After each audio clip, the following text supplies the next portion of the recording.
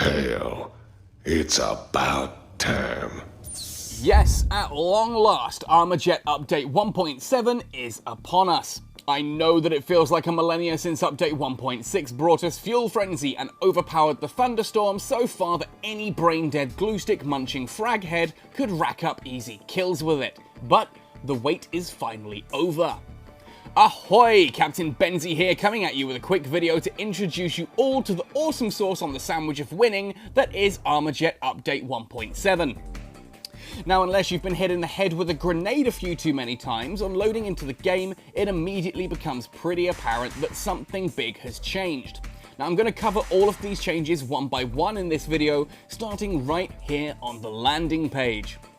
Firstly, I'm sure you've spotted the squad functionality either side of your pilot. Well, cool your jet engines, bucko, we're coming back to that bit later. Firstly, let's draw your dangerously short attention span down here to these little doohickeys.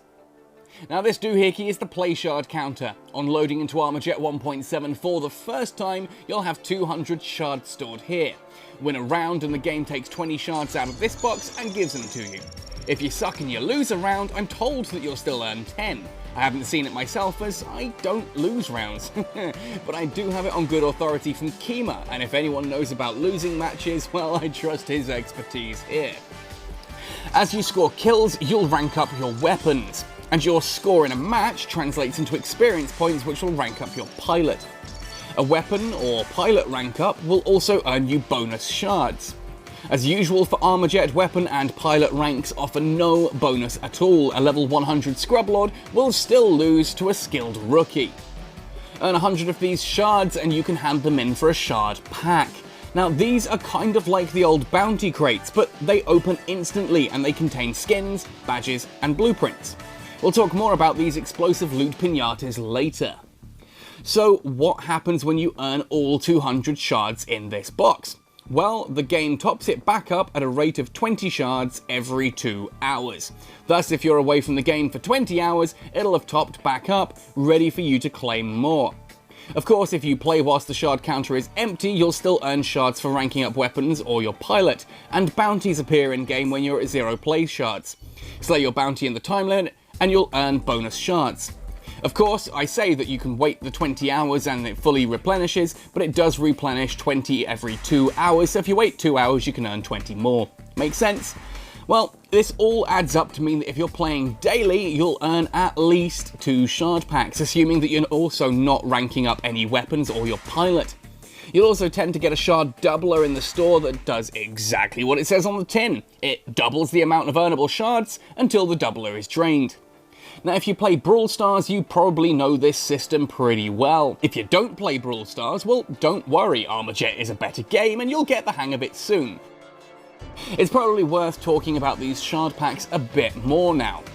Now, as I mentioned earlier, in case you weren't listening, 100 shards can be handed in for a shard pack.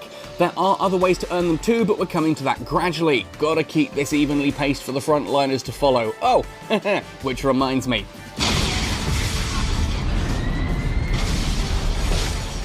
Sorry, that's just to help said frontliners out. I know they tend to lose focus if there's no flashy explosions or bullet storms going on.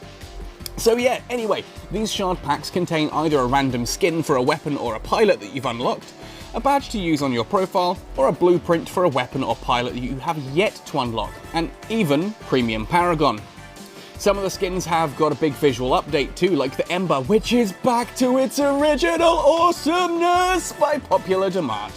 And you can actually see all of the skins now before you unlock them, even the epics and legendaries. Woohoo! Gun spinning is back, baby! Oh yeah, and there's 4 new pilots too. Rogue, a female android, Jackal, a strange alien creature who hides behind breathing apparatus, Umeko, a samurai-like woman as beautiful as she is lethal, and Ramirez, an honourable soldier-style space warrior. Yeah, 1337, Leet, however you say it, is currently absent, which is a shame, but I am hoping that he might come back soon, who knows, maybe? Some of Anna and Kruger's flight suits are missing currently too, which sadly does include the Eggshell Anna Valkyrie, but again, these I'm hoping could gradually be added back into the game. There's plenty of variants here otherwise to showcase what a unique little snowflake you are, and with more on the way. Of course, skins and pilots do not alter the gameplay in any way other than how you look. Still 100% skill-based, yo! Now, weapon unlocking has changed too. Previously, it was a case of you grinding to reach a player level that then unlocks blueprints to start appearing in the shop and bounties. Well, now all the blueprints are available from the start. Common weapons require 3, rares require 5, epics 10, and legendary weapons take a whopping 20. Higher rarity weapons are of course not better than commons. Commons are just easier to use, more versatile weapons. The higher rarities are inversely more specialized. They're weapons that take a bit more thought to use effectively, especially in different arenas.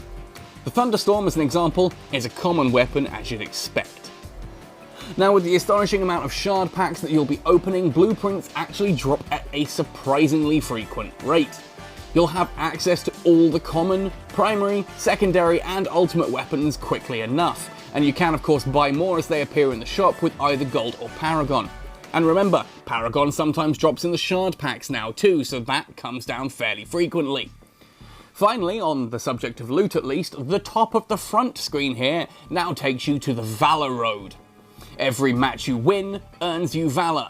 Every time you lose a handful of Valor too, I'm told. As you earn Valor, you progress along this track, the Valor Road, which will unlock some weapons, pilots, and skins, but it also earns you credits or shard packs.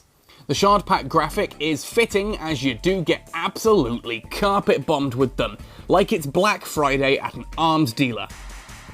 Now, if you lose enough matches to slide back down the road, you don't lose what you earned from a node, but you also don't earn it a second time if you go back up and over it.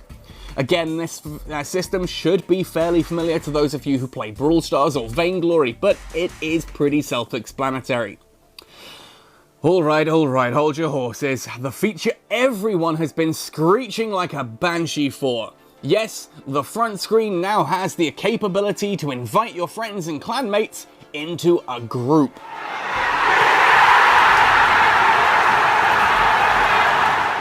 Up to 4 of you can queue up together to take to the arena as a team. This means at long frickin' last you can take to the skies with your buddies to show the whole world just how amazing you are. If you're a Thunderstorm main, this is also a really easy way to get carried to victory, as you can find some skilled players to latch onto who'll win the matches for you, and it'll look like you have friends to the casual observer. On the subject of appearances, I'm not sure if you've spotted one of the biggest visual changes to come in 1.7. The maps are now rendered in full 3D with parallax. Big word there, means that proper perspective and depth. As you move through the maps, you'll see how this looks. It's very pretty. I love it. And talking about maps, let's talk about Snowbase. Snowbase has always been my favourite map, but apparently my favourite map has been one of the least popular in Armajet. I guess I shouldn't be so surprised. I've seen how many Thunderstorm and Badger mains there are, so clearly there's a lot of pilots out there with very poor taste. But in addition to the graphical increase of being fully rendered 3D now, Snowbase has had a major redesign. The central area of the map has been opened out with a wide area between the narrow top and bottom lanes that existed previously. It's also a fuel frenzy map now, so there's even more reason to frag each other in these claustrophobic, snowy corridors. Now, of course, beyond all this, there are a few other changes here and there to various different weaponry too, buffs, nerfs, and a little bit of changes.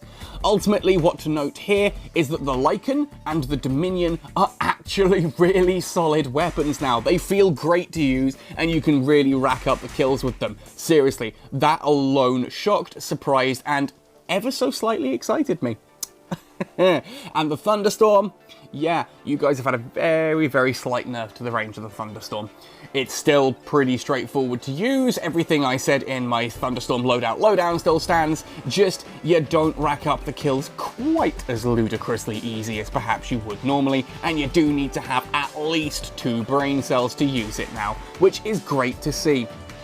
Anyway, this is the kind of stuff I'll start covering in different videos, because this one is already way too long with way too few explosions for half of you to have watched to this point. So I'm going to start wrapping it off here. Thanks for watching, happy sailing, and see you in the arena.